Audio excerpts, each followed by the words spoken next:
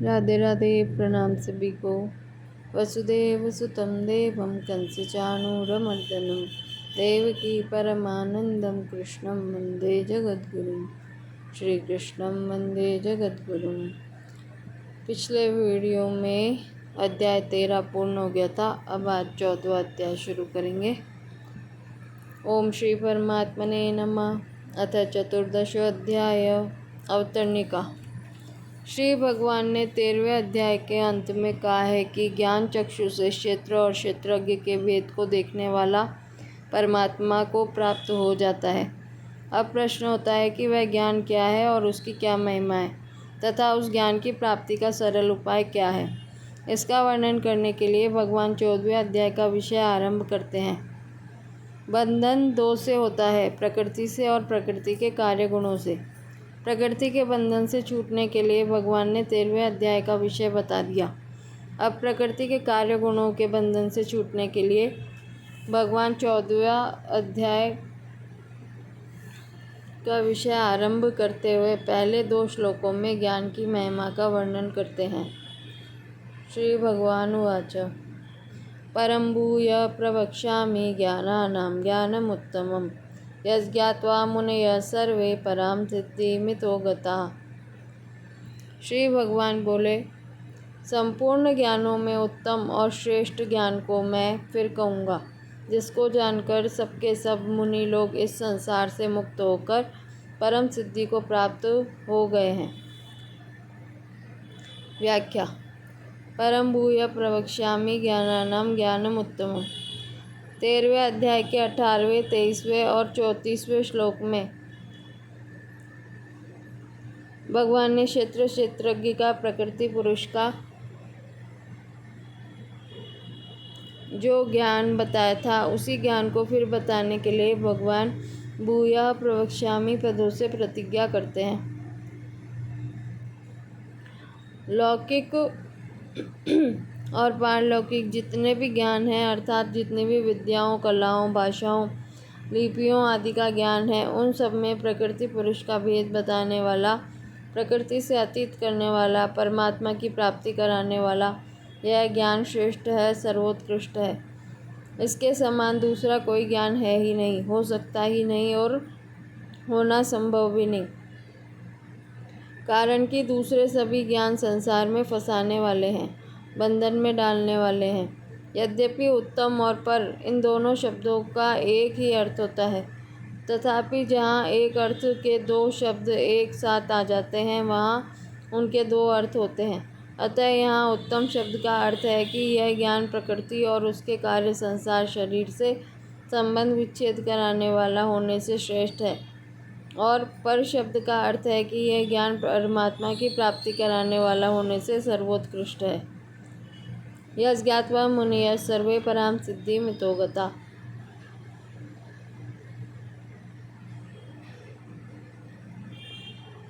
जिस ज्ञान को जानकर, अर्थात जिसका अनुभव करके बड़े बड़े मुनि लोग इस संसार से मुक्त होकर परमात्मा को प्राप्त हो गए हैं, उसको मैं कहूँगा।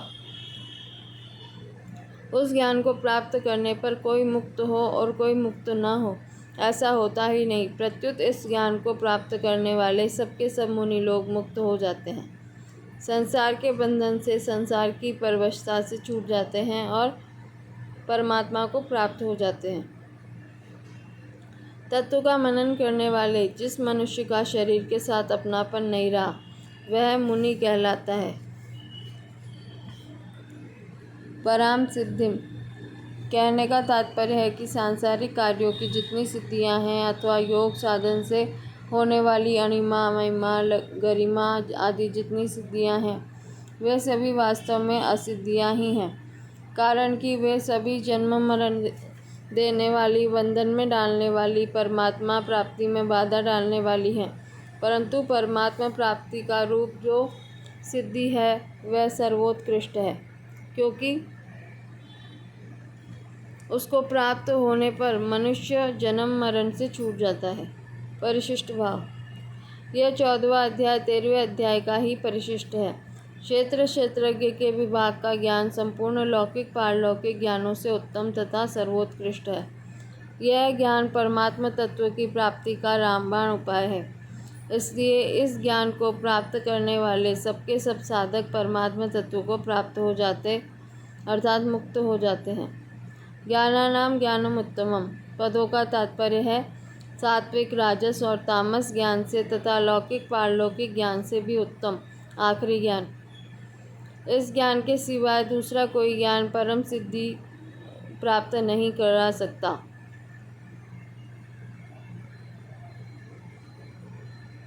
एक परमात्मा तत्व के सिवाय कुछ भी नहीं है, ऐसा अनुभव हो जाना ही परम सिद्धि की प्राप्ति है।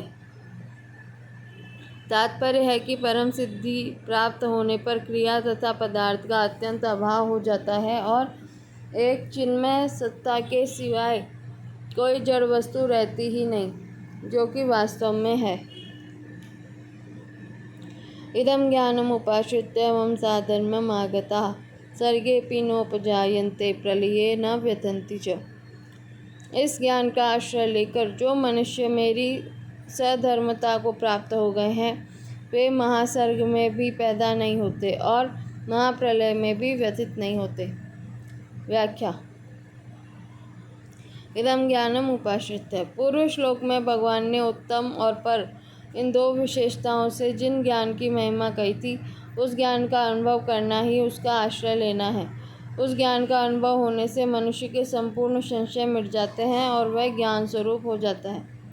मम साधर्मम् आगता, उस ज्ञान का आश्रय लेकर मनुष्य मेरी सधर्मता को प्राप्त हो जाते हैं, अर्थात जैसे मेरे में कर्तृत्व भोक्तृत्व नहीं है, ऐसे ही उनमें भी कर्तृत्व भोक्तृत्व नहीं रहता। जैसे मैं सदा ही निर्लिप्त निर्विकार रहता हूँ, ऐसे ही उनको भी अपनी निर्लिप्तता निर्विकारता का अनुभव हो जाता है। ज्ञानी महापुरुष भगवान के समान निर्लिप्त निर्विकार तो हो जाते हैं, पर वे भगवान के समान संसार की उत्पत्ति, पालन और संहार का कार्य नहीं कर सकते। हाँ, योगाभ्यास के बल से किसी योगी में कुछ सामर्थ्य आ जाती है, पर वह सामर्थ्य भी भगवान की सामर्थ्य के समान नहीं होती, कारण कि वह युंजान योगी है, अर्थात उसने अभ्यास करके कुछ सामर्थ्य प्राप्त की है। परंतु भगवान युक्त योगी हैं, अर्थात भगवान में सामर्थ्य सदा से स्वतः सिद्ध है। भगवान सब कुछ करने में समर्थ है, कर्तुम अकर्तुम अन्यथा कर्तुम समर्थ। योगी की सामर्थ्य तो सीमित होती है, पर भगवान की सामर्थ्य असीम होती है।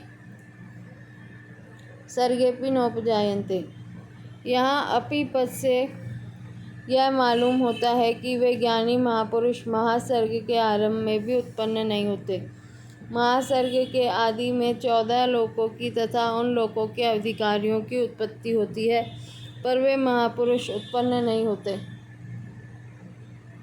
अर्थात उनको फिर कर्म परवश होकर शरीर धारण नहीं करना पड़ता। प्रलये न व्यथन्ति च,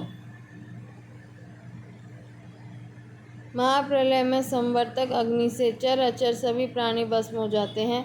समुद्र के भर जाने से पृथ्वी डूब जाती है। 14 लोकों में हलचल हाहाकार मच जाता है। सभी प्राणी दुखी होते हैं, नष्ट होते हैं। परंतु महाप्रलय में उन ज्ञानी महापुरुषों को कोई दुख नहीं होता, उनमें कोई हलचल नहीं होती, विकार नहीं होता। वे महापुरुष जिस तत्व को प्राप्त हो गए हैं, उस तत्व में हलचल विकार है ही नहीं, तो फिर वे महापुरुष व्यथित कैसे हो सकते हैं?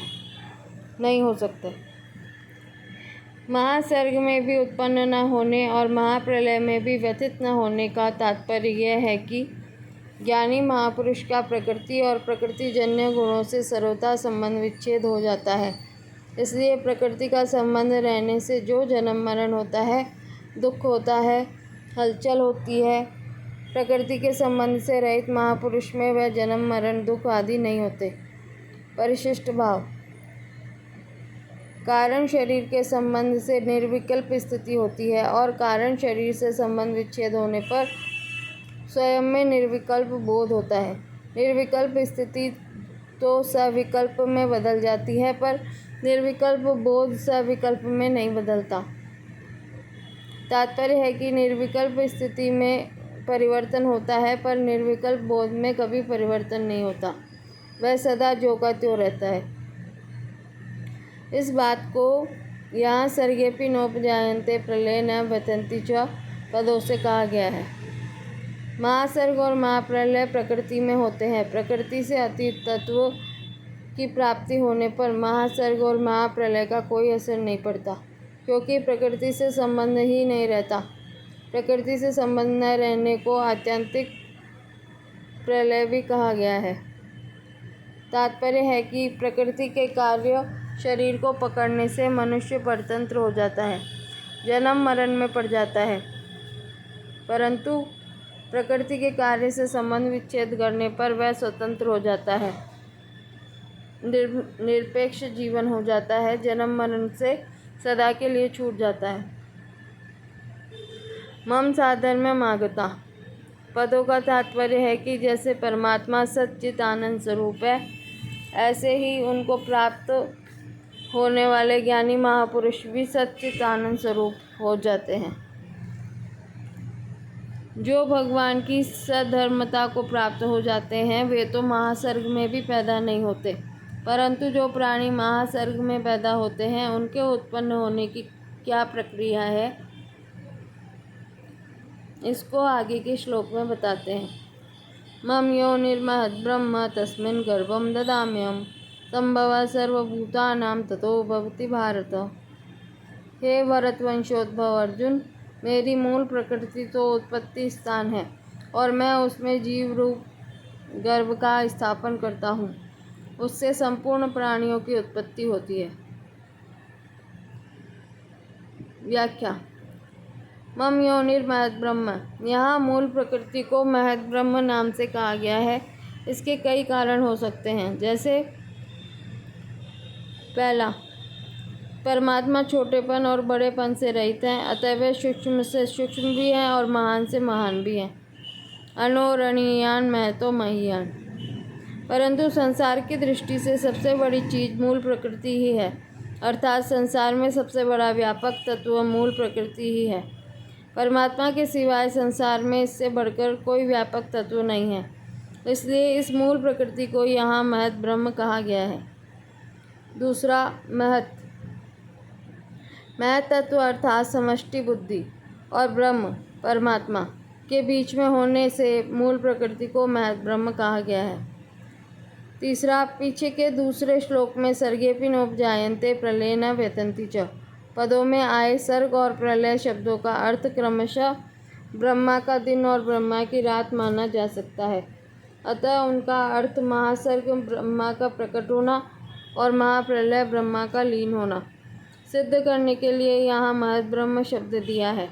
तात्पर्य है कि जीवन मुक्त महापुरुषों का इस मूल प्रकृति से ही संबंध विच्छेद हो जाता है, इसलिए वे महासर्ग में भी पैदा नहीं होते और महाप्रलय में भी व्यथित नहीं होते।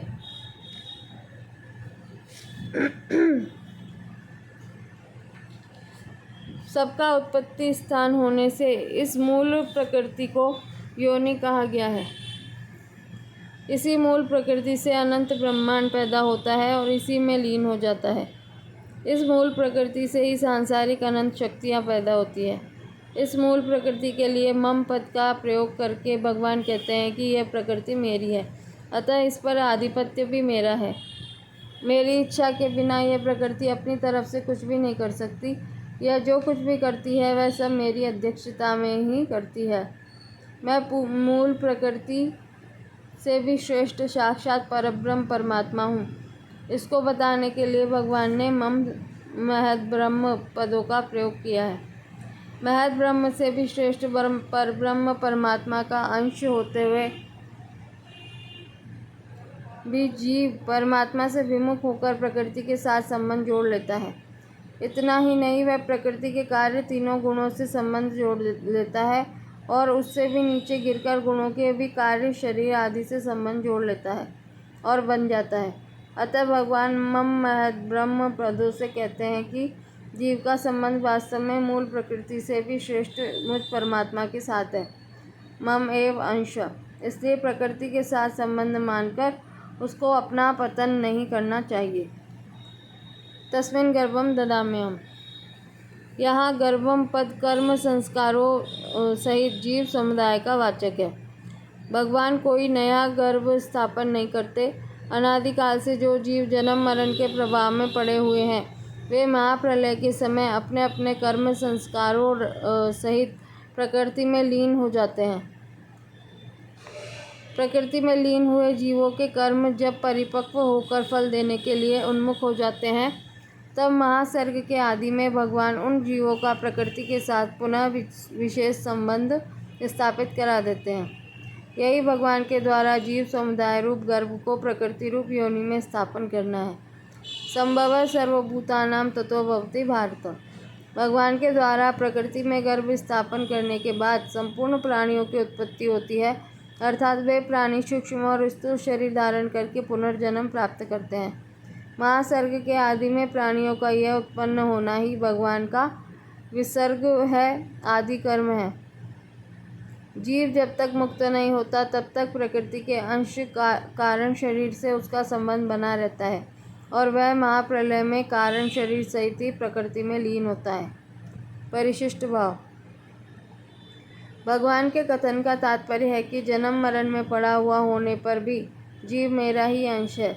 उसकी सधर्मता एकता मेरे साथ है, शरीर के साथ नहीं। पूर्व श्लोक में समष्टि संसार की उत्पत्ति की बात बताई।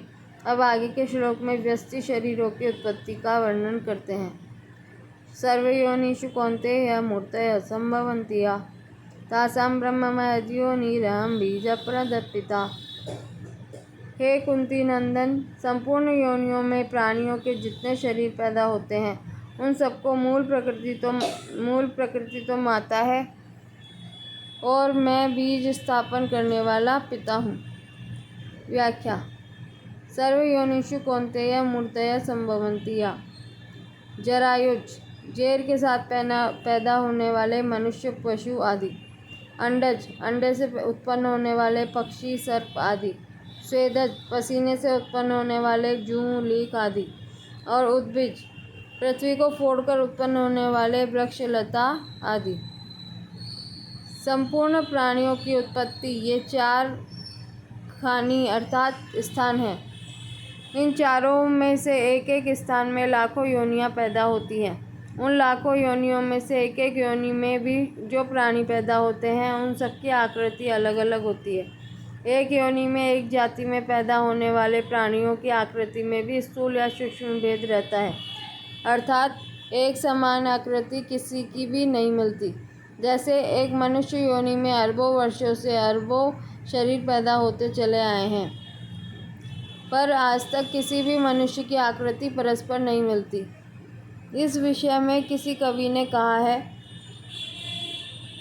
पाग भाग वाणी प्रकृति आकृति वचन विवेक, अक्षर मिलत न एक से देखे देश अनेक।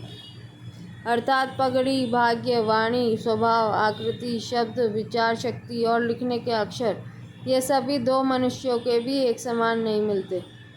इस तरह 84 लाख योनियों में जितने शरीर अनादिकाल से पैदा होते चले आ रहे हैं, उन सबकी आकृति अलग अलग है। 84 लाख योनियों के सिवाय देवता, पितर, गंधर्व, भूत, प्रेत आदि को भी यहाँ सर्वयोनिषु पद के अंतर्गत ले लेना चाहिए। तासां ब्रह्म महद्योनिरहं बीज प्रदपिता। उपयुक्त चार खानी अर्थात 84 लाख योनियाँ तो शरीर के पैदा होने के स्थान है और उन सब योनियों का उत्पत्ति स्थान महद ब्रह्म अर्थात मूल प्रकृति है। उस मूल प्रकृति में जीव रूप बीज का स्थापन करने वाला पिता मैं हूँ। भिन्न भिन्न वर्ण और आकृति वाले नाना प्रकार के शरीरों में भगवान अपने चेतन अंश रूप बीज को स्थापित करते हैं।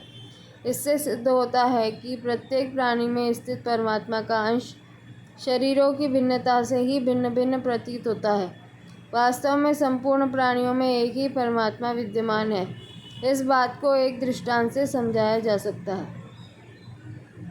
यद्यपि दृष्टांत सर्वांश में नहीं घटता, तथापि वह बुद्धि को दृष्टांत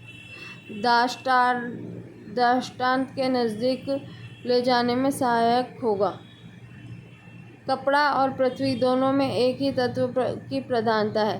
कपड़े को अगर जल में डाला जाए तो वह जल के निचले भाग में जाकर बैठ जाता है। कपड़ा ताना लंबा धागा और बाना आड़ा धागा से बुना जाता है। प्रत्येक ताने और बाने के बीच में एक सूक्ष्म छिद्र रहता है। कपड़े में ऐसे अनेक छिद्र होते हैं। जल में पड़े रहने से कपड़े के संपूर्ण तंतुओं में और अलग अलग छिद्रों में जल भर जाता है। कपड़े को जल से बाहर निकालने पर भी उसके तंतुओं में और असंख्य छिद्रों में एक ही जल समान रीति से परिपूर्ण रहता है। इस दृष्टांत में कपड़ा प्रकृति है, अलग अलग असंख्य छिद्र शरीर है और कपड़े तथा उसके छिद्रों में परिपूर्ण जल परमात्मा तत्व है। तात्पर्य है कि स्थूल दृष्टि से तो प्रत्येक शरीर में परमात्मा तत्व अलग अलग दिखाई देता है, पर सूक्ष्म दृष्टि से देखा जाए तो संपूर्ण शरीरों में, संपूर्ण संसार में एक ही परमात्मा तत्व परिपूर्ण है। परिशिष्ट भाव। 84 लाख योनियाँ, देवता, पितर, गंधर्व, भूत, प्रेत, पिशाच, ब्रह्म, राक्षस, बाल ग्रह, स्थावर, जंगम, जलचर, थलचर, नभचर, जरायुज, अंडज, उद्भिज, स्वेदज आदि सभी सर्वयोनिषु पद के अंतर्गत लेने चाहिए। इसी बात को 7वें अध्याय के 6ठे श्लोक में एतद् योनिनि भूतानि सर्वाणि त्युपधारय पदों से और 13वें अध्याय के 26वें श्लोक में यावत् संजायते किंचित सत्वम स्थावर जंगमम पदों से कहा गया है। यहाँ मूर्ति शब्द का अर्थ है शरीर। इसके अंतर्गत मूर्त, अमूर्त, व्यक्त, अव्यक्त दोनों शरीर लेने चाहिए। पृथ्वी, जल और अग्नि मूर्त है, वायु और आकाश अमूर्त है। वायु प्रधान शरीर होने से भूत, प्रेत, पिशाच भी अमूर्त है। भगवान ने पहले दूसरे श्लोकों में बताया कि प्रकृति का संबंध न रहे तो जन्म मरण नहीं होता, और तीसरे और चौथे श्लोकों में बताया कि प्रकृति का संबंध रहने से जन्म मरण होता है। इसी बात को आगे 5वें से 18वें श्लोक तक विस्तार से कहा गया है, जिसकी चर्चा कल करेंगे। राधे राधे।